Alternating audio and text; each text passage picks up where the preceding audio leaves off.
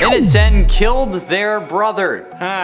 Joy. Right off the bat, or at least they tried to. Since we play as Michael in every game of the original series with the exception of FNAF 4 and 7, Michael is always the one in danger. And since Baby is after us as the player in FNAF 5 and 6, she is legit trying to kill her brother. And she does so in such a menacing way. Being able to absolutely slaughter your brother without a moment's thought is probably one of the most messed up things that Baby could have done. But if we're being honest, at this point she was kinda nuts, so I think that it's better to put her up higher on the list. Like, honestly, thinking about this, in the 5th game she wasn't really trying to kill him, just get inside of him, which sounds awful when you say it out loud, but in Pizzeria Simulator she definitely wanted to kill you, okay? And then during her final speech she even thinks that it's what her father would want. So needless to say, she's pretty out of it at this point, but it makes it slightly more forgiving, but not by much. And at 9, No Choice. While he may have had issues killing Afton for whatever reason, Henry Emily just seems to be fine offing Afton's son when he gets the chance. I mean, in both fires set by Henry that we see, FNAF 3 and 6, Michael was there both times, and he didn't seem to care that Michael was in the building. He didn't even give Michael the opportunity to exit in FNAF 6, despite there having been a way out planned. Quote from Henry's final speech: "And to you, my brave volunteer, who somehow found this job listing not intended for you. Although there was a way out planned for you, I have a feeling that's not what you want. I have a feeling that you are right where you want to be." He has a feeling? Like, you assume that I also want to die in these halls and then don't give me the chance to actually make that decision for myself? He forces us to die since he doesn't give us a way out. But sorry man, but that's murder, okay? Whether we wanted it or not, assisted suicide is still illegal, at least for the majority of the states from my understanding, so either way this is a crime. But again, he doesn't give us the option, so it makes it more of a murder-suicide than an assisted self-offing.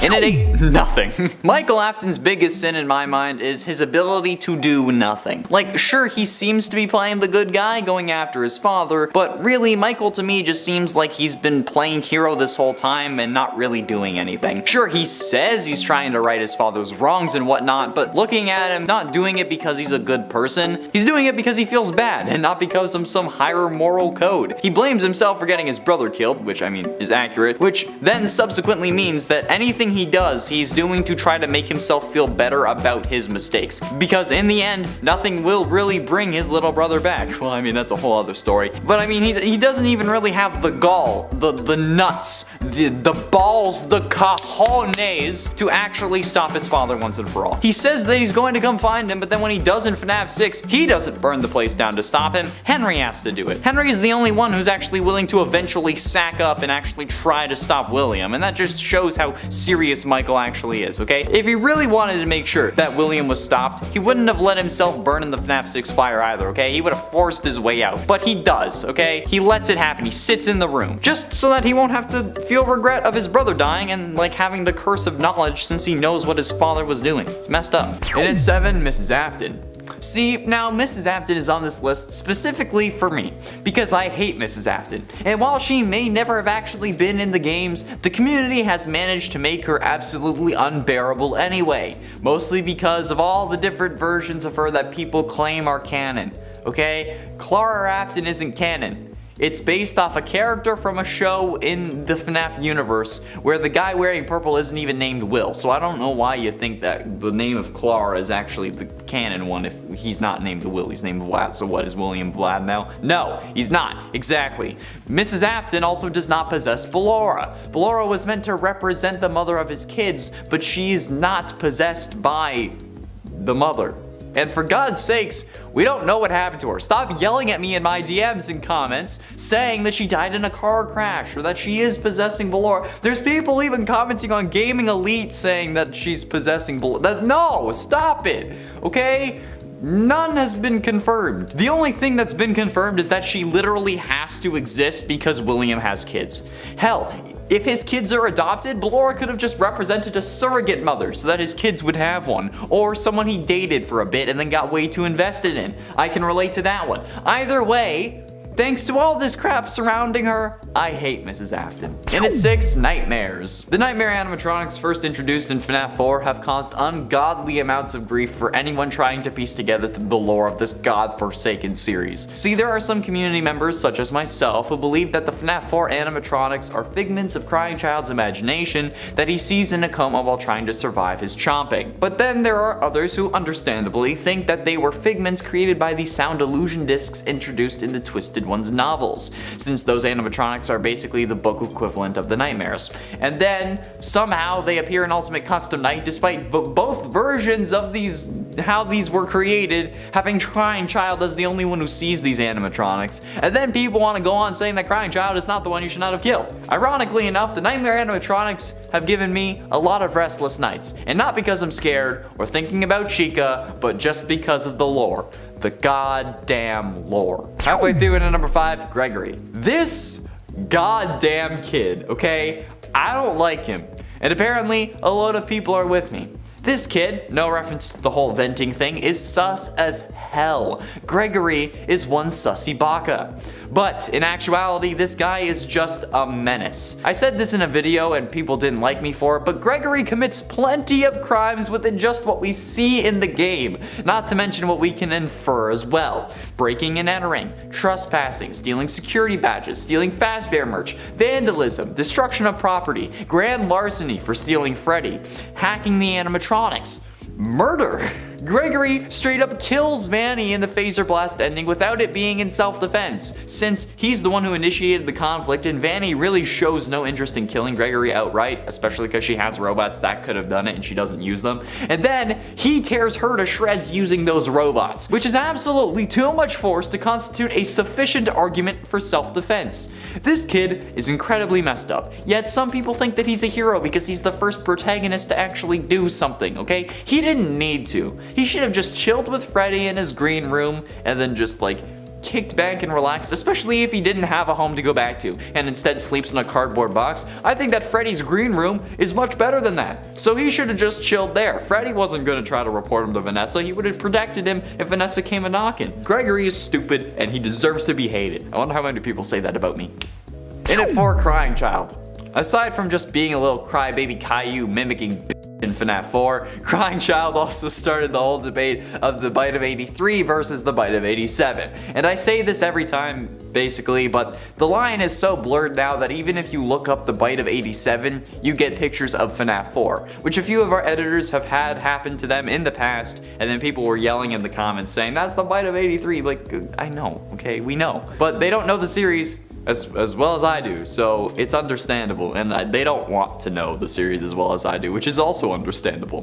Which only furthers my point as to why this child is also a menace, okay? Anyone looking to get into the series that looks up the bite of 87, one of the most iconic dates in all of FNAF history, would see these images and think that FNAF 4 takes place in 1987, when it in actuality really takes place in 1983, as confirmed multiple times. But people are still adamant on it taking place 4 years after it actually does, and it's annoying. Do you know how many hate messages I've gotten that just end up being because the person yelling at me thinks the bite of 87 is actually the bite of 83? Yeah. It's bad. And Crying Child is the reason that this damn thing happened in the first place. Or part of the reason. I mean, like, overall, he wouldn't have gotten crushed if he didn't exist, so, like, yeah, I don't like him. Getting close to the end, and at number 3, killed his kids. You know what, sure, he may not have done it directly, but Afton's actions ended up resulting in all 3 of his kids' demises. Him killing Charlotte Got Fredbear's clothes, which resulted in him having to open Circus Babies, which then made him have to dust off the baby animatronic and the other fun times, which were designed to kill in the first place, more on that in a second. Then, Baby ends up grabbing and crushing Elizabeth, resulting in her possessing Baby, even though Afton should have and probably could have easily put a blacklist on these animatronics, like, hey, don't kill these, they come from my loins. He superpowered the jaw of the Fredbear animatronic in case he had to use it as a backup kill suit, and then used it at the new Freddy Fazbear's, which ends up crushing his youngest son's skull, since it was not a spring lock failure, okay? All the spring locks weren't being used. It was in animatronic mode, not suit mode, so there was nothing to fail, meaning that Crying Child was killed by the power of the jaw. And while you could argue that that was Michael's fault, why would he think that a animatronic mouth would crush a skull? Okay, and As the suit technician, William knew what he was doing. And then he gets Michael killed when he sends him down to find his sister in sister location, which then ends up him realizing all the things that his father is doing, and then he ends up getting stuck into Enter, and then he ends up getting stuck in FNAF 6 because he's trying to right his father's wrongs because he figured out what happened. Yeah, William's actions got all 3 of his kids killed, okay? Just because he didn't do it with his bare hands doesn't mean that it's not his fault. All because he just wanted to kill his business partner's daughter for whatever goddamn reason. But ultimately, in number 2, neglect. I find it kind of funny how the worst things that characters have done in this series come from actual humans. And you know what? This might make a few Henry stans mad, but it has to be said. If you're suspicious of your business partner and concerned for your daughter's well-being, you don't just give her a special bracelet that makes her a priority to the one security robot that you have, especially when that bot can be easily disabled by just putting a couple of boxes on top of it. No, you keep her at home. You keep an eye on her as much as you can. You know, in this scenario, being a helicopter parent is okay because her life is actually in danger. And you should be doing that anyways because, you know, she's like 3 years old. You don't give her a bracelet then let her run amongst the big kids at the pizza place where she then gets locked outside of and killed. Dude. No. How did she even get locked outside? How is this possible? Like, how could that even happen? Neglect. This man put a green bracelet on his 3-year-old daughter and said, "That's enough," and then neglected her, hoping that a green band would be enough. Dude, what the actual hell? Especially when the man you think may hurt her is the one who built the goddamn animatronics in the first place and knows exactly how to disable it when the time comes. The worst thing Henry has done was straight up get his daughter killed. He suspected William and then didn't report it to the cops until his daughter died, okay? He could have at least gotten a conspiracy charge or had Afton under observation, could have gotten him looked at by the cops so that his daughter would at least be safe for the time being. And then he thinks that a bracelet is enough to keep her safe, thanks to an animatronic that William had designed. It was Afton Robotics after all. God damn, just move! And finally, in at number 1, they started everything. We can joke all we want about how Afton has a hardcore bloodlust in this series, but his desire for human destruction has been there since the start. Thanks to the fast facts found in FNAF AR's files, we learned that the Funtime robots, the one used in Sister Location, were actually some of the first robots that Afton made. Not necessarily the exact first, but among the first. And that's when they built the special containment chambers inside to store away items, which we all know is code for a child storage tank that we can actually see inside the Funtimes when you look at their blueprints. So this means that Afton has been wanting to kill kids since before his kids died. Hell, maybe even before they were born, depending on when this actually takes place in the timeline, which at this point is as simple as like my feelings for Vanessa, which is not simple at all. His desire to kill has caused me enough suffering in real life, let alone in the games. So yeah, definitely the worst thing a FNAF character has done, but I'm still gonna blame Scott. And it's at Springtrap. Craftix Gaming's YouTube channel features a video of a real Springtrap costume, and honestly, it's terrifying. Springtrap is the main animatronic of FNAF 3, and this costume is freaking nuts. This is a very good costume, and while Springtrap may not be the scariest animatronic, he's not someone I'm gonna want to tussle with. However, I want to talk about what's going on with this character because, my guy, you dressed up as a possessed man who is inhabiting an animatronic, unable to die but still decaying. You are quite literally dressing up as a serial killer. Like in the FNAF world, if you dressed up like this, it'd be like if you dressed up as Ted Bundy in this world. And if you want to be in FNAF that badly, okay, don't dress as the serial killer, is all I'm saying. And I know that's ironic coming from me, okay, given what I'm dressed like at this moment. Do I look like I want to be in Five Nights at Freddy's? Have I made things seem like I want to be in this world? Because if I have, you need to watch more of these videos, okay? Also, I'm dressed up as the purple guy who makes no appearance in the actual FNAF world, okay? There is no actual, okay, there is the actual purple guy, but he doesn't look like this, okay? The purple guy that I am dressed as is not actually a real version of the serial killer in their world, okay? I don't want to be in that world. Those doors aren't it, Chief. They ain't it. No, the doors ruin it for me. And a 9, Scrap Baby. Scrap Baby is a creepy animatronic. No ifs, ands, or buts about it. Scrap Baby is by far creepier than the normal baby animatronic, and this costume certainly does it justice. Animatronics are a difficult costume to really make, since we're people, and unfortunately do not have robotic limbs for the most part. Or if we do, we typically try to make it look like a real leg instead of a robot leg. But a Scrap Baby is even more difficult since, you know, it's a scrap animatronic, and it has a giant freaking claw in its hand. Scrap Baby is a very damaged and recycled version of Baby with a realistic reddish orange kind of bodysuit, light blue stuff, yellow pigtails, and okay, she wears an orange top with red frills, and it's just super damaged. Okay, like this, she's very damaged.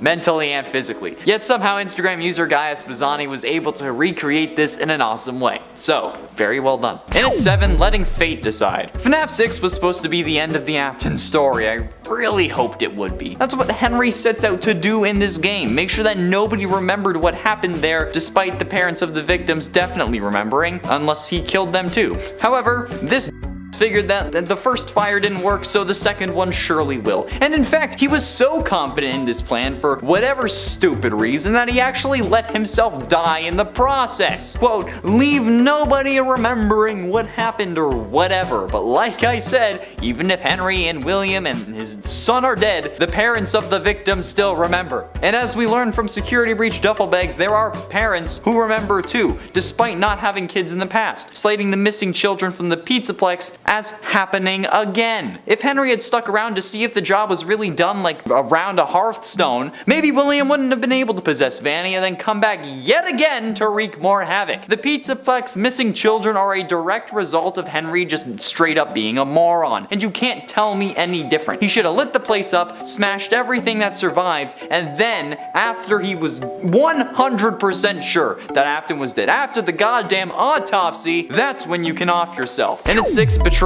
Top 10 worst anime betrayals, but it's FNAF. In Sister Location, we thought that we finally had the first nice animatronic, like basically a prototype Glamrock Freddy. Baby was giving us tips on how to survive, she helped us through Balora's gallery, she really seemed like she wanted us to live. But then, what do we get for trusting her? Scooped and stuffed just like a Thanksgiving turkey. This was probably one of the most brutal things to happen to a character in the entire series, and it's all because we trusted Baby. It's because we trusted a woman. She made us feel safe, she gave us confidence, prevented us from getting killed only to use our body as a skin suit and then get kicked out of Enter Not Even a Game later, and she also took the goddamn kids. This is why I don't trust Glamrock Freddy. Baby is legit one of the reasons that I have trust issues now, and that's saying something. Like, holy damn, I could have sworn that Glamrock Freddy was going to do the exact same thing, like lead us down to Afton and then pull a psych. I've been working for this bag the whole time to die, but he didn't. However, thanks to Baby, I still think this man is doing a long con. Source this video, whichever side it pops up on. Halfway through into number 5, Resurrected Afton. The scariest thing that Vanny did, from any real standpoint, is resurrecting Afton. From an in-universe perspective, she brought back seemingly the Earth's most prolific killer. From a story perspective, it kinda comes out of nowhere and feels forced, and in a game sense, he just looks terrifying and sends all the broken animatronics after us. And lore-wise, because, well, Afton's back. However, he's also not entirely back, considering how this version is actually finally dead, seemingly, but only functional because the coded part of Afton's brain is in him. I don't No. This is why it's scary. We all figured that Afton was gonna come back this time around, okay, and understandably so, with the first trailer literally featuring an arm that every YouTuber, including us, milked for as long as they could. Whether he's actually alive again or not, this is the scariest thing that Vanny did in multiple ways. And now, it's canon in universe that people can turn into sentient code that can then be uploaded into animatronics and people, which is a whole other can of worms that I don't want to deal with. And at 4, killing Vanny. In the Phaser Blast ending, you know, the one where you push the button instead of playing Princess Quest 3, Gregory ends up ordering robots to, quote, disassemble Vanny, because he heard Vanny say it to disassemble Freddy. But Gregory, he knows that this is going to kill Vanny, okay? And him being willing to kill Vanny is extremely messed up, especially if this kid is meant to be 10 or 11, which everyone seems to believe, even though he's like the size of a 4-year-old. That's a whole other issue. But like, you could argue that he doesn't know know any better, okay? But Gregory clearly does know better. This kid is easily able to destroy all 3 animatronics without a moment's hesitation and then use their upgrades on Freddy. He can drive a goddamn truck, and then he's just willing to kill Vanny, like I said, despite actually seemingly knowing her like we see in the best ending. And he burns Burn Trap multiple times in an attempt to stop him from taking control over Freddy. So like, what the absolute living hell is this kid doing, and how is he so nonchalant about this whole thing? This kid kills Vanny and then only gets emotional when he has to go talk to a destroyed Freddy robot. Like, dude, there is a literal human bleeding out right next to you. You can say, like, he was doing it in self-defense, but he's not, okay? Self-defense requires the proper use of force. This kid could have said, stop Vanny, restrain Vanny, I don't know, tackle Freddy, not freaking disassemble. Okay? Like, I get that it's fresh in your mind, but dude, they literally were tearing the limbs off of Freddy in that scene. We see what happened to Freddy with his whole chest and stuff just being open. Like, imagine that, but soft, fleshy, easily broken, because, you know, it's not metal, human. Yeah, you're not panicking about literally anything else. Just say something that doesn't involve a human dying, okay? Especially if you know her. Gregory commits murder in one of the endings to this game. Does nobody find that a cause for concern? And ultimately, in at number 2, Twisted Freddy. Holy ever living hell, okay? This is a horrific masterpiece that I could only hope to achieve. This full body Twisted Freddy costume is probably one of the most horrific FNAF costumes I've ever seen. Especially because I believe that the twisted animatronics are probably the scariest version of the animatronics present in the novels, and a solid tie for the scariest animatronics alongside the nightmare ones from FNAF 4. This is some pretty damn expert craftsmanship if you ask me, though, okay? This is a full body suit, and it blows my freaking mind. Like, look at this. It would weigh a ton, and it would definitely need a hander, especially if my clumsy was the one walking around in it, but it straight up looks like if Freddy Krueger were an animatronic. And I mean, I'm not mad about it in the slightest, but like, it's still freaking creepy. So, well done, DeRegular Sauce, who is the Twitter user behind this glorious creation. Well done. And finally, in at number 1, Withered Bonnie. This Withered Bonnie cosplay is probably the scariest damn FNAF cosplay I've ever seen. This is incredible and comes from the YouTube user The Nick of Time. At first, I legitimately thought that this was CGI instead of an actual costume, but lo and behold, it was just an insane costume. Glowing eyes and seemingly actually aluminum parts, and a chest that opens up that you can push it out with your other hand, which is honestly actually a decent scare. Frankly, in the video I was kind of taken aback when they did that, so in real life I'm sure that it was results in at least a bit of a jump scare, but this kind of thing always impresses the hell out of me, because like the closest I've come to making a full costume was when I helped someone work on one of theirs. But that's the closest I've gotten. Hey, I made like a lightning bolt for the chest, and I helped, I made paper cup, like bracers, that's about it. This is hella impressive to me. I don't understand how people do this. And at 10, the Purple Guy animatronic. The Purple Guy animatronic legend is an urban legend revolving around FNAF in early 2015. A YouTube video service that reportedly showed a hidden animatronic reported to be the Purple Guy, who's at the time the only name we had for the main antagonist. The appearance of the Purple animatronic was preceded by a phone ringing because we thought that he was also the phone guy. And then after the phone rang, the Purple animatronic would briefly flash on screen, slumped over against the wall in the office in a similar style to Golden Freddy. However, it was soon revealed that this was simply because the animatronic was simply a photoshopped image of Golden Freddy with a purple color and Chica's head. I think that it's pretty obvious that it was photoshopped, and I mean, like, we've used that image in thumbnails a couple of times, but no character like this has ever showed up in any of the games. But nevertheless, I'd still like to see it appear in the movie as like an Easter egg or a reference, okay? Same thing for And It Ain't Chucky. Now, while not canon in the FNAF universe, there is certainly no doubt that Chuck E. Cheese's was the inspiration for the FNAF series.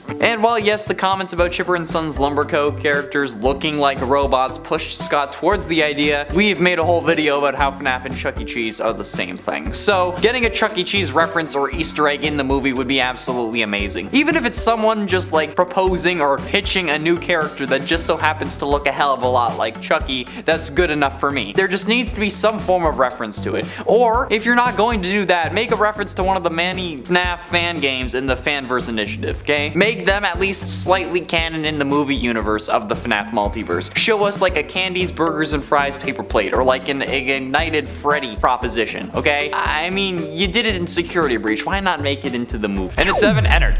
Costumes don't really have to be elaborate to be scary. Take for example this Ennard cosplay by YouTube channel Skywarped33. The entire endoskeleton spaghetti bits aren't there, but the lights and sounds make it even more frightening than you'd think. The face also opens up, and I think that we all know how I feel about animatronics who can move their face at will at this point, okay? It's not something that should be allowed. However, even without all the parts and the eyes, this Ennard cosplay is not something I would want to run into in a dark alley, especially not after that goddamn vent repair minigame that caused me to have some serious issues, okay? It's rough, okay? I used to like spaghetti. Man, like now what am I supposed to do? And at 6, Nightmare Freddy. Nightmare Freddy is one of the most iconic versions of the character, even if there are only 3 games that feature this guy, those being FNAF 4, Ultimate Custom Night, and FNAF ER.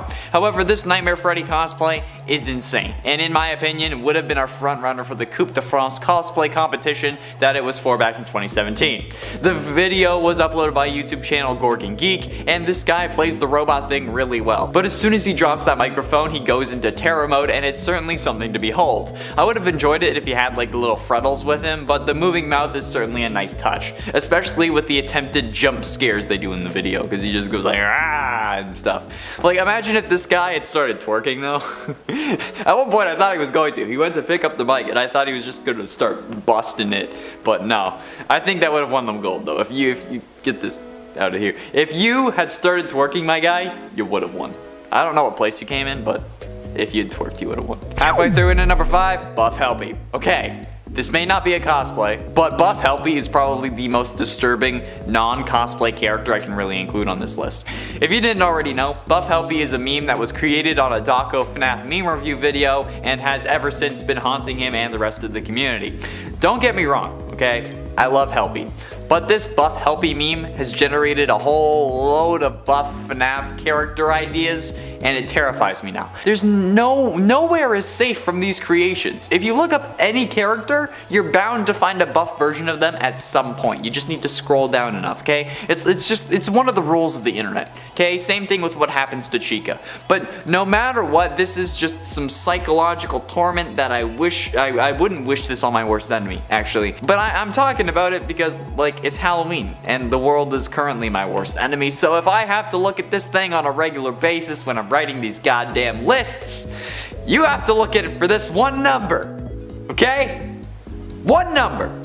That's all I ask. Penultimately, in at number 2, Foxy. Now, while Foxy may be a fan favorite and one of the core animatronics, it's pretty much guaranteed that he'll be in the movie. Although, while being in the core cast, there is another reason we need to see Foxy on the silver screen in the Mike story. Foxy bro. See, before we had seemingly confirmed the name of the older brother, since we were flip-flopping between whether Michael was the older brother or Crying Child's name, the only thing that we knew about the brother was that he enjoyed wearing the Foxy mask to scare Crying Child. Seemingly also ripping the head off the stuffed version of the character, possibly due to jealousy. So we ended up nicknaming Michael Foxy Bro, mostly thanks to MatPat's suggestion. So I think that an animatronic that was highly associated with the character of Mike, or who at least we think Mike is, should absolutely be in the movie. And if not, I'm gonna be mad, alright? I wanna see a hook. And finally, in at number 1, Nightmares. I think that if this is really meant to be a horror movie, which it is, I mean, it's being produced by Blumhouse after all, the company that made Paranormal Activity, the nightmares are basically a requirement to actually make this scary. Sorry, but the normal animatronics aren't really all that terrifying. Scariest part about those games is the sounds that appear with the animatronics, but the nightmares are truly terrifying, and one of the reasons I don't want to play FNAF 4 or the night terror levels of Help Wanted. It's why I didn't complete the game, because I would have had to play those. These things are just absolutely horrific and iconic within the series, especially since they're the reason there is a movie at all. As you well know, at this point, Scott was planning on ending the series after Game 3,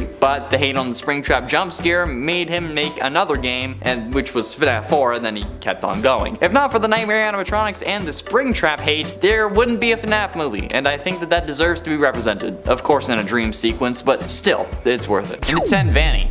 For the most part, people love Vanny. A fresh new face taking up the serial killer slot is very refreshing and very needed in the series' 9th game. However, a lot of fans are upset over the use of the character, or I guess lack thereof. In a game as big as FNAF, we see Vanny maybe 4 times memorably. When she walks across the screen after the daycare, when she traps us in the security room, when she chases us after starting the Showtime disc, and in the security room where the whole Gregory venting meme originated. Those are the 4 times, not including endings, where we see Vanny and can actually get killed by her, at least from my memory, since the main antagonist of the game is not even in the canon ending. So it's understandable why some people would be all up in a tizzy about the use of the main villain in this game. And honestly, it's actually kind of interesting, since Skyrim, one of the most revered and also broken games of all time, doesn't show their villain much as well. You see him maybe 4 times in the main story as well, but he's made out to be a bigger villain than actually is shown. Every dragon you face is because of Alduin, the whole province is terrified of Alduin, there's a whole prophecy surrounding him. That's how you make a good villain in a broken game. Especially when he only shows up a few times.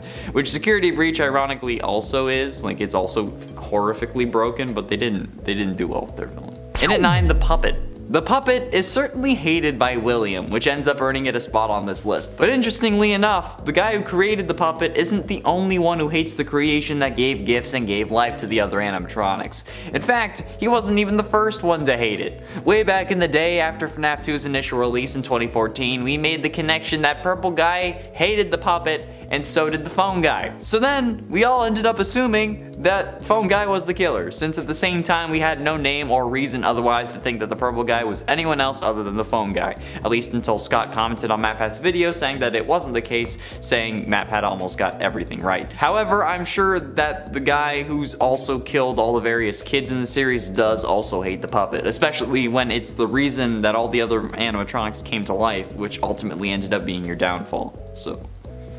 In at 8, Glitch Trap. While Glitch Trap is certainly a popular version of William Afton, certainly being more popular than Scrap Trap at the very least, he's not as popular as some other versions, and still has one of the creepiest vibes out of all of the William Aftons, mostly because of the dancing. And yes, the dancing is the reason Glitch Trap is on this list, because who the living, or I guess undead sentient code living hell, would think that this is a good dance? This is some of the most horrendous dancing I've ever seen, and have you seen my dance moves?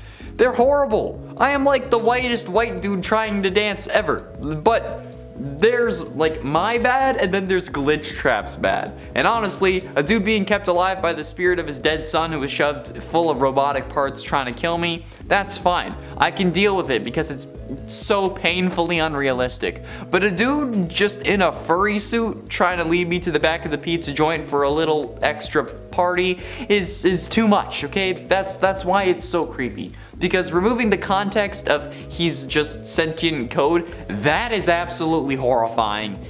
And also just plain wrong. In at 7, Freddy. Feel like this one's kind of obvious, but I have to say it anyway. Freddy was the mascot when the Freddy Fazbear's Pizza opened up in 1983. And in 1987, he and the original animatronics had fallen into severe disrepair. That's when Freddy was replaced with his newer counterpart for the improved Freddy Fazbear's Pizza. You know, Toy Freddy. After that pizzeria closed, as well as the toy animatronics getting scrapped though, they refurbished the old animatronics for the new pizzeria, which was the old pizzeria, which is the one that we see in the first game. Yeah, that's FNAF. However, after the closure of that pizzeria, he and the other animatronics got dismantled by William Afton, the killer of the series. But Freddy is literally the title character, okay? Of not only the movie, but the series as well. And while he may not have originally been intended to move off the stage, he does now. He's the most iconic FNAF animatronic ever. He has like 15 variations on his design over the past 8 years since the series has been active. So yeah, I want to know, I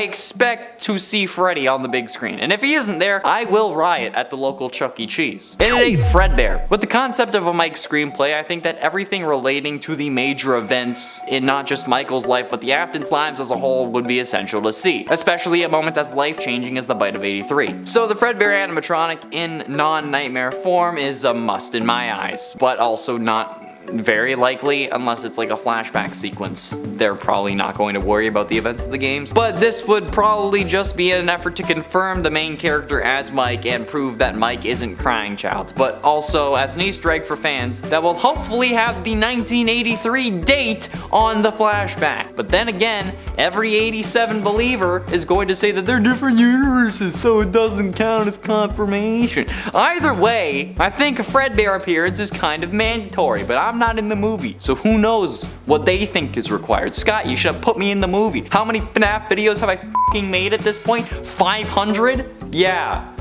God. For Golden Freddy. Golden Freddy is a mysterious ghost-like entity who takes on the form of the yellow animatronic bear version of normal Freddy. Like I said, he has 15 different versions. He plays a prominent role in the FNAF series, although his origins are cryptic and unknown, but many speculate that Crying Child at least one point possessed the animatronic, which would be an easy confirmation to make in a movie about his brother. Or on the other hand, many also believe Golden Freddy to be possessed by Cassidy, and that Cassidy is also the vengeful spirit, aka the one you should not have killed. Although in my research, it's much more likely that Crying Child is the vengeful spirit and Cassidy is the one who actually possesses Golden Freddy, since it makes for a better story. And in all honesty, okay, Cassidy doesn't really have any significance. I'm sorry. It's true though, okay.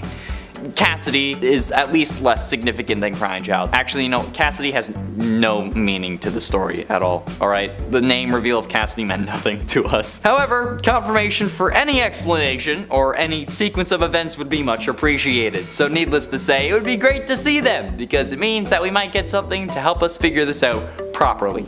Maybe, unless the movie contradicts itself 10 minutes later, which I'm expecting. Getting close to the end, and at number 3, Cassidy. Cassidy's hate stems from a similar place as Mrs. Afton's. That place being my own bias, because it's my list, so deal with it. But in this case, I don't like Cassidy because of all the wrenches they caused and what we already thought we knew about the story. Like the whole one you should not have killed thing, which I personally still don't believe. I'm certain the one you should not have killed is Crying Child and not Cassidy. But even still, the whole two souls theory that's being taken as canon also is due to Cassidy and the very obscure name reveal that was the survival logbook. It's a whole can of worms that honestly didn't need to be opened. And even after it was, here I am trying to sort everything out, put the worms back in the can, and people are mad at me for it because I'm not MatPat. I have no hard feelings towards MatPat by any means. In fact, I think that Matt and I would do great work together if we put our minds to it. However, damn people in the comments get defensive even if you don't directly mention him, as long as you say something that's slightly against it. Like, you say one thing that MatPat hasn't, like how Golden Freddy is Cassidy and only Cassidy, while the one you should not have killed is Crying Child, because logically that makes more sense, and boom, you're public enemy number 1. Top 10 FNAF public enemies. Penultimately, in at number 2, Michael Afton. Michael Afton is also another problem in my opinion. Like, I could go over how he caused a load of people to think that the purple guy and William were two different people thanks to him turning purple after Ennard was beating up his insides and rearranging his guts, literally. But really, Michael to me just seems fairly entitled. Like, yeah, he's trying to right his father's wrongs and whatnot, but looking at him, he's not doing it because he's a good person.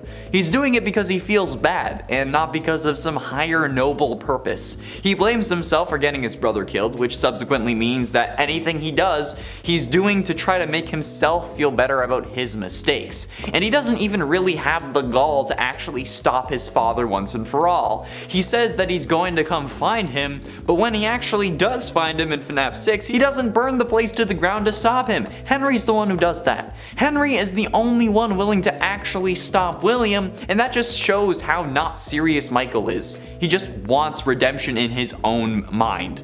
If he really wanted to make sure that William was stopped, he wouldn't have let himself burn in the FNAF 6 fire. But he does let himself burn so that he won't have to feel the regret of hurting his brother and the curse of knowing what his father is doing and then continues to do after this game. You know I'm right. And finally, in at number 1, William Afton. I think that the William Afton fan club, for lack of a better term, is split evenly down the middle of those who love to hate him and those who love and or hate to love him. And honestly, those who love him might love him a little too much. Like serial killer groupies or apologists who are like, yeah, I love him. But even worse, because so many people see William as a rotting corpse.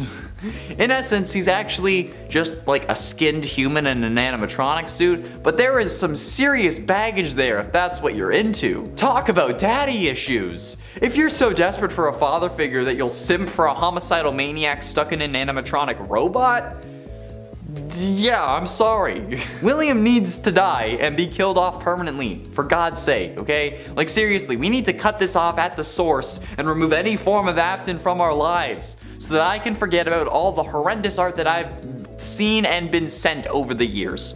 Now don't get me wrong, the actual art was good. Like those who drew it were very skilled, but the horrendous nature comes from the content of the art, not the actual like skill of the artist, if you know what I mean. Like they drew horrible things, but they drew horrible things well.